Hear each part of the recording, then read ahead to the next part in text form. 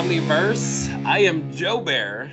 And I'm Zach. And I'm Diego. And this is Behind the Beard. Or lack thereof. And welcome to this week's episode, where we hope that each conversation sparks an idea, a thought, or help your journey to be a better you, as we are trying to do the same every week. Today, we're starting one of my favorite topics, productivity. In today's episode, we're going to discuss the best place to start, but where the first thing to fall off usually happens. And that's what checklists. Checklists are a simple yet incredibly effective tool that can help you stay organized, avoid mistakes, and increase your productivity.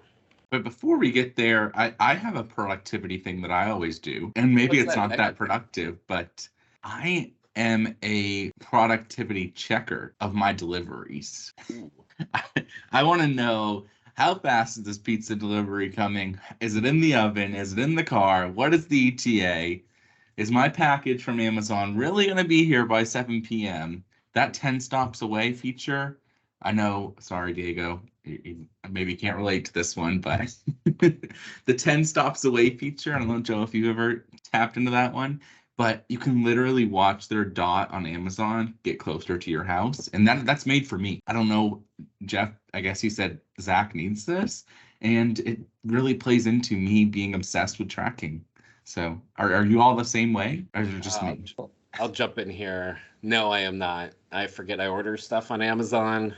And then it's like a surprise. Like, oh, snap, I forgot I ordered this. Or I keep thinking about it. I'm like, man, you know what could really help out here? I need this. And then all of a sudden it just arrives like magic. But, you know, when I get to thinking about this, you know, kind of a shower thought here to go along with it is, you know, when you're tracking your orders for food, you know, that's probably the closest most of us will ever get to hunting our own food by tracking down that delivery order status.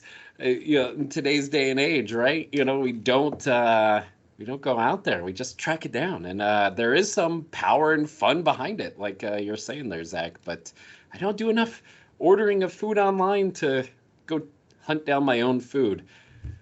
Yeah. Talk about hunting. I do order some good amount of food online. And I once was done watching, just like Zach, and watching the delivery guy stuck in a street light that I know it's like a hard one to go through. And sometimes you can get stuck there for, I don't know, 10, 15 minutes. So I was about to offer him like, hey, do you want me to go pick it up? Like, I don't know, like 7 blocks from my house, so I can get there. I can get on the other side and pick it up. And I actually have some restaurants that I don't do order, but prefer to go pick it up because I know it's going to be faster than getting like a Uber Eats delivery guy, get the message, go pick it up and do the whole thing. I don't know, maybe it's just like control freak kind of thing, but I'd rather go and take care of my own order. I do have one local place that's like that. Like I know that it's like a mom and pop Italian place, and I know that their delivery is never fast. And so I'll be like, oh man, I'll throw on a pair of like jeans and look halfway, I guess, presentable and pick this up. But that's the big factor. Sometimes I don't want to do that. And ever since COVID happened, or I guess happens, but and there's the new feature of leave at my door. That is the best thing ever. Like, I know that maybe me, it's probably a surprise to a lot, but like naturally I'm like an introvert. Like I would rather just like be in my little shell. But so when I can check that leave at my door and I don't have to make small talk with a delivery driver, I don't have to have an interaction of awkwardness of like holding my dog back and like, I love that. That is like the best thing ever. I do it for everything. Leave at my door, leave at my door. And then I watch from my doorbell camera to see when they pulled out of the driveway, and then I scurry out and get it. But Zach, you work from home. You don't like even just a little bit of human interaction from time to time to break up the monotony? If it's like a actual genuine connection, like no offense to my local delivery drivers, but I'm just in it for the food. We're not in it for the friendship today, buddy. I agree. Like I'm also no unnecessary interactions, no like how's the weather, how's the traffic kind of conversation. I don't need that. I'm so glad that I cut my own hair now, because haircuts were the most painful process ever. Sitting there for like 15 to 20 minutes of just trying to make small talk, and they just push and push because like they're going for the tip. But I enjoy the barber interactions. Maybe I got a good barber, we connect. There's times when I don't talk and he just doesn't talk to me, and that's okay. I get my fresh new do, and I don't know. I still enjoy the microcosms of human interaction from time to time. We're always on meetings and Zooms and always working with each other. Sometimes just outside of our circle of influence is nice, just to peer into somebody else's life and the monotony there that can happen. As we're peering into others' lives, and sometimes you can start communicating with your delivery driver because you just connected off and like, yeah, we're in the gig world, we're working on our side hustle, whatever the case is. But when you start communicating with somebody, I think it's through text message to indicate you're in a joking manner, or so it's not interpreted there. We all put one 3-letter LOL to indicate that I'm trying to be funny through text message, because it's really hard to indicate that through a text message. But if you think about this, isn't that the most used lie in history? Have either of you ever really truly laugh out loud, or maybe a few times, when you do put that in there? Probably rare. Yeah, 1 out of 100, maybe. I actually giggled. Not really. Yeah. I think I emphasize when I actually am laughing. Like maybe I'll add some capitals, some extra in there. I just emphasize, right? Like it's either just like a lot of capitals or a lot of extra, or like the millennial phrasing of like I'm dead, or like I literally just died, or like that exaggeration, I think is where I would show it. Or just, I don't know, it's the LOL and then just like the little laughing, crying face dude sometimes. So you're switching it up just enough to where you're not always laughing out loud. Got it. Okay, makes sense now. Now let's go back to product ordering if we can for a second here. I don't know about you guys, but have you ever gone on to like Amazon or Diego, your local ordering website? I don't know what it is, but if you see a 5.0, don't you think, as the kids call it nowadays, that's sus? But if it's a 4.7, you're like, this is legit and a good product. I scour. See, I think I've said this before in a Behind the Beard prior. Maybe a lot of things go together. I don't leave reviews, and I should. But I scour reviews. Especially when it's a product, like I want to buy, I was looking to buy a coffee machine or looking to buy a new like TV or whatever. I scour the reviews, and what annoys me most is, yes, I don't like those 5. It is sus, and then a lot of times what you'll see is this review was compensated, or whatever that language is. You see that like that one-liner that says like this review is part of a promotion or whatever, and it's always, or not always, I shouldn't say, but I see a lot of times where those 5 stars are just like 14 of those. Like, of course, if somebody sends you a product and tells you like just pay for the product with a review, obviously you're gonna leave a good one. The one place where I'm really like thorough with my reviews is Airbnb. And we just went on vacation at the end of the year, and we were looking for Airbnbs in a country we've never been in, a city we've never been to. So just, I think there I did that, right? Like just read the reviews and make sure they were legit, and make sure there were enough reviews to really tell you what the experience is going to be. Because there was like this one place that had only 3 reviews, and there was one that was like, there was no hot water, but it was from 6 months ago. So maybe by now they have fixed it, but there was no evidence that they did, and that kind of stuff. So I think it depends on the type of product, but yeah, a 5 out of 5 rating, it's suspicious to me as well. Like 4.9 even.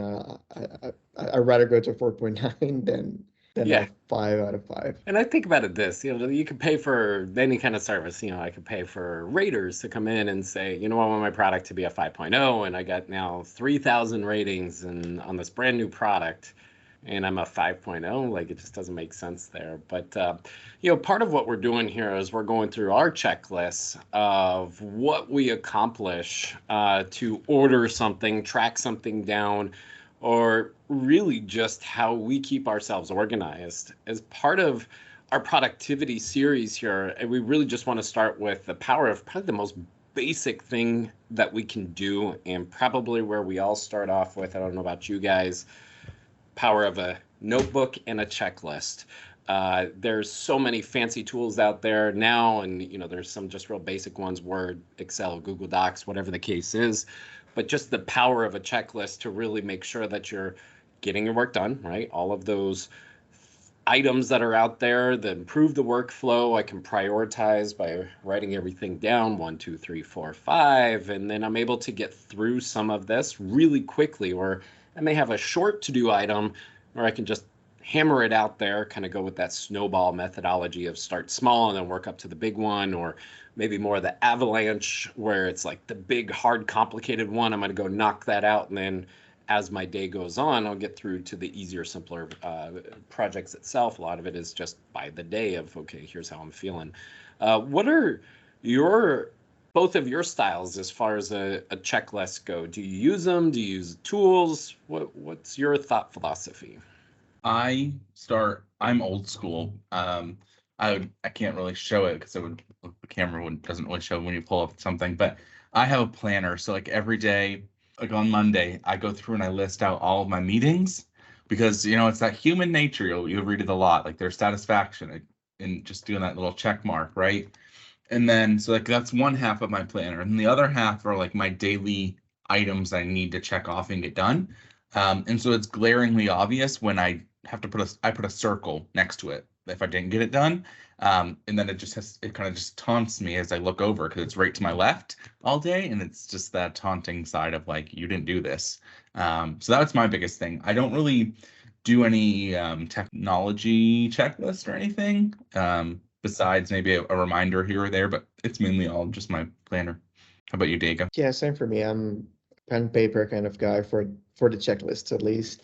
And I also use a weekly planner with like things written down on every day. And whatever doesn't get out of the day, what I do is I use highlighters. So yellow highlight means it wasn't completed, but there was progress done, or it wasn't completed because something happened that pushed it down the list. And if it is pink highlight, then it means I just didn't get the time or I just didn't do it. So kind of gives me those two things, right? So if it's yellow, I just write it again on the next day. If it is pink, I'll look for when exactly will it fit better in the week, but just try to keep it try to keep as little pink as possible on my checklist.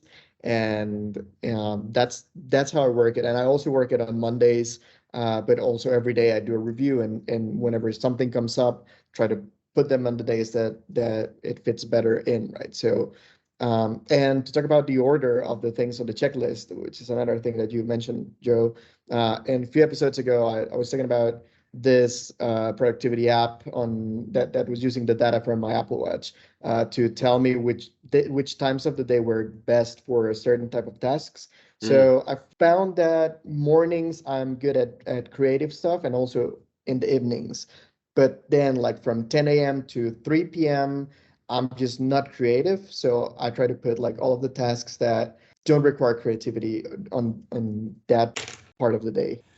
I like that. And I like, that's something where our old school methodologies, it sounds like all three of us are pen and paper and, let's move on here. But I have dabbled into some of the technology side of it. One I tried was Todoist, and it starts to preemptively plan for you and help you out with that.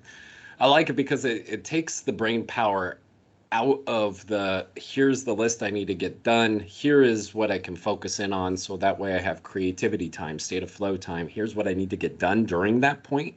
And then it can help preemptively get your mindset going and thinking towards, okay, well, I have 30 minutes for creativity time. Here's the item that I need to explore. Here's how I can improve this process. Or, personal, professional. Okay, you have 2 hours. You've got to go get to the gym, stretch, work out, and then get home, so that way you can be ready to go for the day. But sometimes that without that checklist, you're just kind of going through the humdrum. I know I feel personally without my checklist, either electronically or on pen and paper, I feel like pure chaos is happening, and I'm going through the motions, but I'm not getting anything done. What are your guys' thoughts on just the non-checklist times of your life versus the times you are meticulous with it? Think the key to productivity is being organized. Whichever way works for you, that Yes. organization is required to be productive. And then the most basic form of organization is to listing things. So I think that's why checklists work so well, to give that sense of order. And without them, you just feel like chaos, like you don't know what you have accomplished, you don't know what you're working on, what are the priorities, and all of that. So I think that's why that happens. And that's just discipline for me. I have had weeks, actually, I think it was the first week of 2023 here. I didn't put out anything in my planner, and it was just because I was in chaos. And what that lead to? I just stayed in chaos, right? I mean, I know I was getting stuff done, but it wasn't that piece of satisfaction. And I go back to that human nature approach, but it goes back, it kind of connects to, or I shouldn't say kind of, it does connect to a lot of how things are trending now with gamification. And I know for me, I grew up as things are developing in the world of video games, right? And there's so much pleasure for me in my mind when I would get to that next level, or I would get to that next step, or whatever game I was playing, or I would get 3 stars on something, and I would have to go back to it and make that better. And I guess maybe that's deeply rooted in how I work now, without really knowing it. I don't really game as much anymore, but there's still some satisfaction of just checking something to the next level and seeing back. I even go back sometimes where I'll flip back to my planner and just be like, was this the case last year? And I don't know, some reason for me, it will be like, oh yeah, like this is, or no, you did not have, 10 things that you got done last Monday or whatever. So it's definitely a discipline factor of, look, it's right there, it's staring at you. I know I can read my calendar and Outlook and see the same thing for as far as meetings go, but sometimes it really shows me like, hey, this is another area for you you need to get some work done because you're not gonna have time for the next 3 hours. Yeah, a lot of power with what you said in there, and I think what I'm hearing both of you say, it's improving your consistency to be able to deliver. Right, there's always going to be some of those tasks that need to be done on repeat.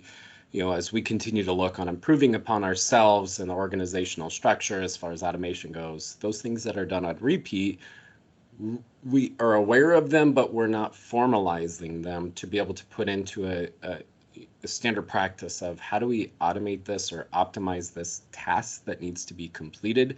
And when you start to document it, you start to have, okay, well, here's where it needs to be done. Then you can start to see the consistency improvement, kind of that Six Sigma philosophy. We're reducing our errors down there, and then this is more sustainable model. And then really what I'm hearing both of you say is that it's reducing the cognitive load, right? Why is this so important to me? Well, I have a clear structure. It's defined for me. I've never met anyone that has been uber successful that just wings it, right? I can guarantee you the top leaders of the world aren't winging it. They have a plan, they have structure, they're getting things done for the vision, either today, for the week, for the month, for the year, wherever they're headed to that. But it allows you to be creative. It allows you to get into that state of flow because it keeps you accountable. I have this time, this is what needs to be done, and then I'm moving forward. I don't know. How do you guys streamline your clearly outlining those tasks? Like, what are your best practices for this? Are you a shorthand note on your list, or are you saying, okay, well, here's my structure and here's my substructures? What do you guys do as far as your checklist abilities go? I'm probably a non-type A planner. So I'm a planner in the sense of I need bones. And so where you say you can't wing it, I don't wing it, but I give myself enough framework where I know my capabilities, and I'm pretty good at speaking off the cuff and kind of being, I guess, I don't have to go into extreme detail. Short, I can, like you said, I can short note, kind of just high level I can write down like meeting, or I'll be like update or capacity for this account, and just knowing that that's something I have to check off of. But just kind of a broad overview. So I see, like, to your point, Joe, I see the vision on what I need to do, but I'm not going to say, okay, here's this, I need to go at 10, and then I need to go down to this level and this level and this level. I don't have to operate like that. I'm thankful, because I think it probably would drive myself crazy having to plan out those details. But yeah, I keep it pretty high level.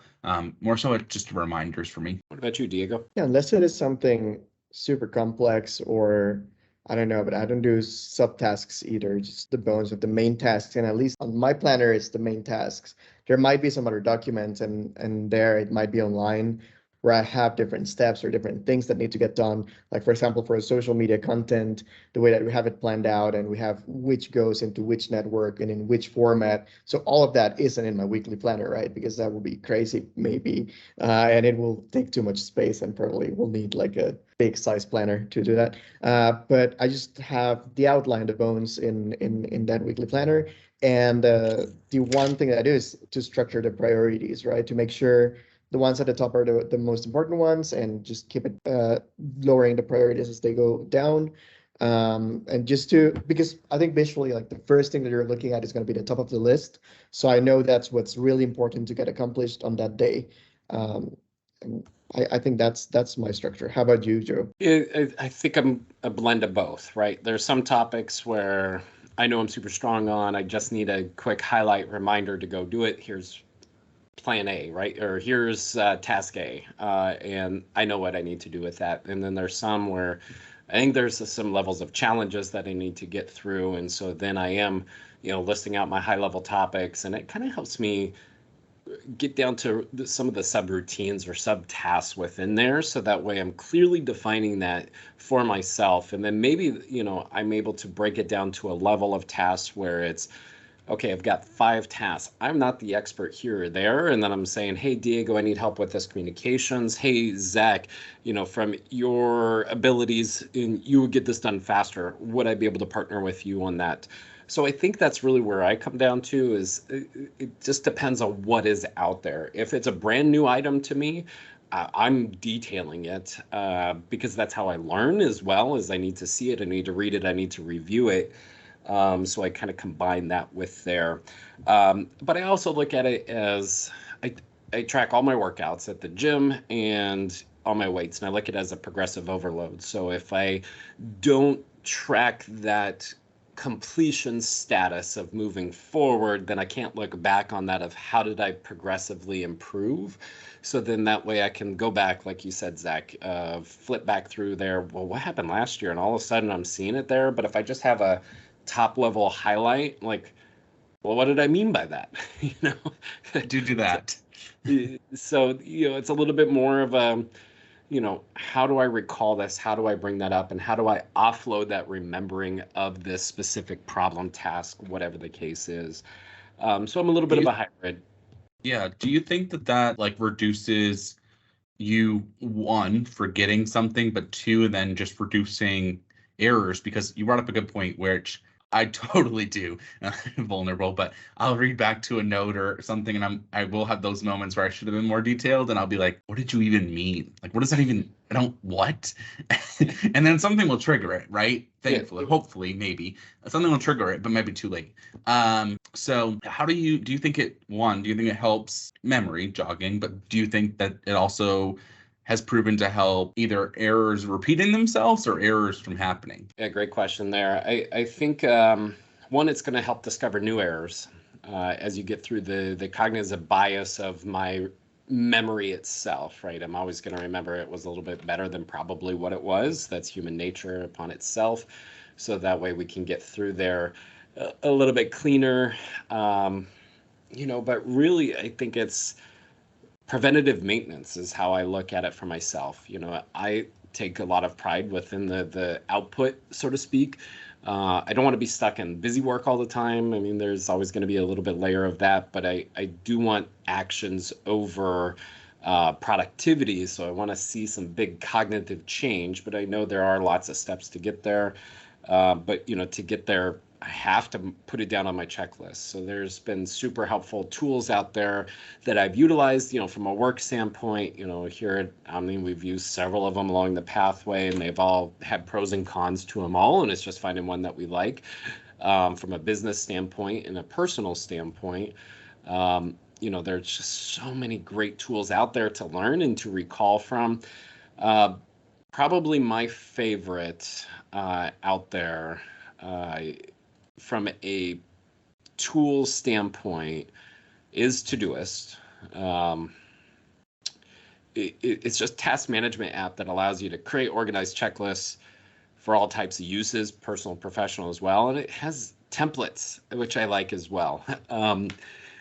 So one thing as part of my learning to earn and then return methodology and mindset is, well, somebody's got to do task work better than me. Somebody's got to do to-do work better than me. And so it's beyond my scope. That's why I was asking so many questions. Well, how do you work? So highlighters, great. Numbers, great. Circles, I'd probably be circling everything, Zach, to be honest. But what is your favorite tool? If you had to use one in the personal and professional scape, which one has been like your top go-to of like, okay, this makes sense?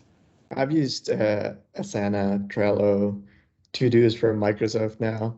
But I think the one thing that they all have in common that I really like the feature is being able to put things in columns, because then it means that I can do this thing that I learned when I learned about Scrum and Agile, which is do your doing, done, blocked columns. And so I don't do that much personally because I do my own highlighter system. But if I'm working with other people, I try to put this into play, right? The system where it's easier for everyone to see what is in the works, what has already been completed, and what is not completed, and why. But I guess which tool doesn't matter as long as it lets do that. It allows to do that kind of classification into different categories. I just don't like it. Any of it. I don't know. I think, well, both of you know, I don't know. It's not even like a technology limitation for me or not understanding it. To Diego, your point, I like having the pen and paper. I don't enjoy having to be like a meeting note taker and having to kind of summarize things, just because how I trigger my own thoughts is different from everybody else. And then I find having to put my work into a system is double work for me. And a lot of this is just kind of how and I think, just to pause for a second, I think a lot of this topic is going to be, some of the best practices, and it's like never going to be where how I work is for somebody else, or maybe it is, and same for you all. Because, I mean, for me, those things just, they don't work. Or maybe I haven't given them enough chance. I'm not a big tracker person either. I can't put something in, like I just kind of go through and just say, it happened. I find having to track something, I'm like, gosh, this is just more work. I just did it. Like, I just got it off my list. Like, leave me alone. It's done. Bye. Maybe it totally opposite of what you're saying, Joe. But yeah, I don't have an answer to it because I don't really like any of it. But you know what? I was listening to this the other day, and I think it kind of relates to this. And it's like in music, for example. Like you have like this classical music that is everything's well written down, and the tempo, and you have the director, the orchestra leading everyone. And then there's also like jazz improv, where all you need to know is kind of like what's the scale or what's the bass note, and then everybody just comes in and works on it and builds a song out of nowhere, right? So I think like it's very personal which style works better for you. But it's also like, I think for you or for Joe, and maybe even for me, been doing this for a while now, that it's like we know those scales, so we can kind of do that improv when we're playing that jazz song. But yeah, I don't know. No, it makes sense. I don't even make grocery lists. I just go in and I'm like, I know. And then this is bad, but if you know me, I rely so much on my memory. Which I've been gifted with a great memory. Like I can remember crazy things, But I know I'm approaching a big number this year. Moving Mhm. into a new age range, so maybe I should lean into this a little bit more, but we'll see. So yeah, I mean that's where I'm going. Right there. I too had just a phenomenal weird memory. I could remember stuff that was just off the chain and recall it quickly. But then as I get older and I'm trying to learn more, feel like I'm packing in more, finding some of those innate details. Right, it gets a little bit more challenging there. I find myself, to your point, with a checklist as simple as a grocery list. There's times when I do, and there's times when I don't. And I'll tell you, every single time that I don't have a checklist going in there, I get everything I need and about twice as much more. And right? forget the one item that you really needed. That red onion to complete the recipe never makes it into the cart, but everything else did, including the cookies, the chips, the ice cream, and all of that good stuff that wasn't on. If I would have made a list and I was okay, I'm on it, we go from there. What I love is I've been teaching my oldest one this as far as grocery shopping goes, and she's phenomenal. She writes it all down. She goes through and looks through the fridge, the pantry, and okay, what do we need? Here's the recipe I want to make. Here's all the ingredients I'm there. She goes in, and the grocery bill is nothing. And then when I go in, it's like triple because I'm like, okay, yeah, throw it in there. Here we go. There we go. That's the power of a checklist, and I look at it that way is why it's so important to me from a work perspective, personal perspective, gym perspective, financial perspective, is having those checklists to make sure that I am on track and going to meet my target. But everybody's different. Sorry. And the one thing you make me think about there is that they become more important when you're working with others. Because Mhm. I also don't do a grocery checklist, but I do put in items that we need to bring in a shared checklist with my wife, so that whenever either of us go in there, we will pick up that dish soap that ran out or whatever. But also in work, like it's important if you put in what you're working on in case I don't know, you get sick tomorrow and somebody needs to push it, they know what they need to work on. Does that make any sense? Yeah, it's the what happens if you win the lotto conversation, right? Well, how do I pick up what Zach or Diego is going to be doing tomorrow? And then so that way the business is going to continue going on. But how do I know what needs to be going on without your list? Love it. Well, you're not going to know what's going on in my world because I won't have a list besides just a little checklist of. Winging it. I mean, like I said, you're gonna see like just random words in the bones of it all, and you're gonna be like, okay, I don't know what he's talking about, but he somehow does that. In about 5 years, when Zach is CEO of something and he's like super successful, he's gonna go back and be like, "Hey Joe, you see, you can do it by wing it." If anybody taught me the power of winging it, it's Joe himself. Well, you're not wrong there. Some of it is the combination of real powerful checklists that allow you to wing it, so to speak. Powerful data, powerful why to get to that point itself, to allow yourself for the wing it situations. But I really think, I would love to hear from everyone out there. What's your checklist methodology? Help me learn. Help me get better with mine. Help me convince Zach that we need more than 3 words of what he's working on to jog our memories and help us out.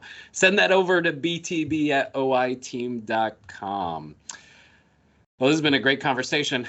I got nothing else for that. We need to convince Zach otherwise that checklists are good things.